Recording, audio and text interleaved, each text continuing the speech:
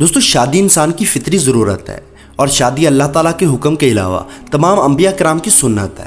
شادی دنیا کا ایک ایسا نظام ہے جو مرد اور عورت کے باہم ملاپ سے چل رہا ہے، اور نکاح ایک ایسا بندھن ہے جسے خاندان بنتے ہیں۔ لیکن یہ بندھن نہ تو کچھ وقت کے لیے اور نہ ہی کچھ وقت کی ضرورت کے لیے، بلکہ یہ بندھن تو زندگی گزارنے کا ایک پاکیزہ رشتہ ہے۔ میاں بیوی اس بندھن کے ذریعے اپنی زندگی ایک دوسرے کے نام کرتے ہیں۔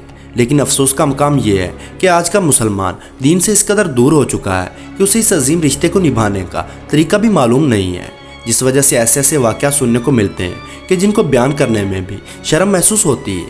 دوستو آج کی اس ویڈیو میں ہم ایک ایسے ہی واقعے کے متعلق بتانے جا رہے ہیں جسے سننے کے بعد یقیناً آپ بھی چونک اٹھیں گے، اس لیے ویڈیو کو مکمل دیکھیے گا۔ لیکن ویڈیو شروع کرنے سے پہلے نئے آنے والے دوستوں سے گزارش ہے کہ ہمارے چینل کو سبسکرائب کرتے ہوئے ساتھ موجود بیل آئیکن کو دبا دیں۔ دوستو یہ واقعہ ایک ایسی سہاگرات کا ہے جس میں دلہے نے درندگی کی تمام حدیں پار کر دیں۔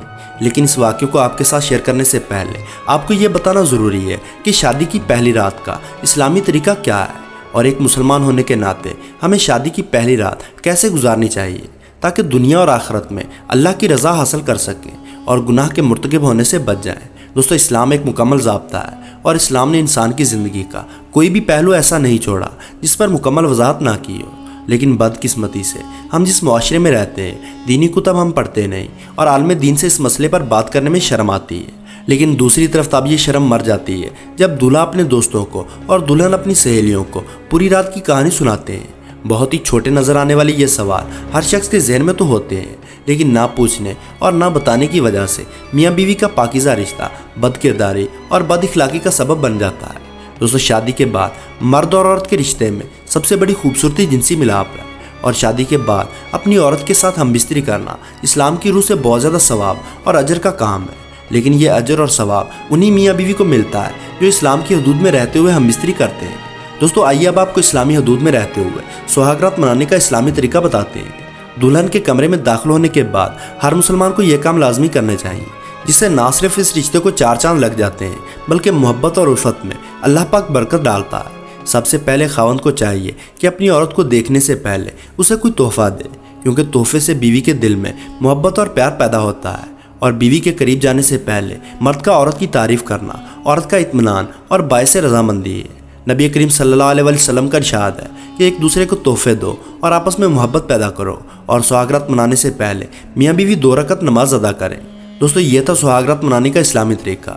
آئیے اب آپ کو اس واقعے کے بارے میں بتاتے ہیں جس کا ذکر ہم نے ویڈیو کے شروع میں کیا تھا۔ یہ واقعہ کچھ روز قبل ہماری ایک سبسکرائبر بہن کی بیٹی کے ساتھ پیش آیا۔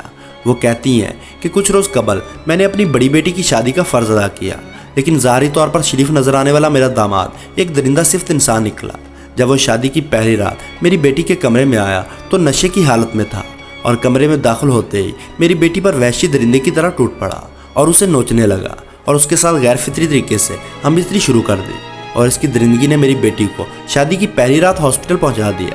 میری بیٹی کی جان تو بچ گئی ہے، لیکن جو تکلیف میں نے اور میری بیٹی نے برداشت کی ہے وہ کسی اور کو برداشت نہ کرنی پڑے۔ اس لیے اس موضوع پر ایک ویڈیو بنا دیں تاکہ دوسروں تک یہ بات پہنچائی جا سکے اور عورتیں ایسی درندگی سے بچ سکیں۔ تو دوستو آج کی ویڈیو میں بس اتنا ہے۔ ویڈیو پسند آنے کی صورت میں لائک اور دوستوں کے ساتھ شیئر کرنا نہ بھولیں، اور ایسی ہی انٹرسٹنگ ویڈیوز دیکھنے کے لیے ہمارے چینل کو سبسکرائب کرتے ہوئے ساتھ موجود بیل آئیکن کو دبا دیں۔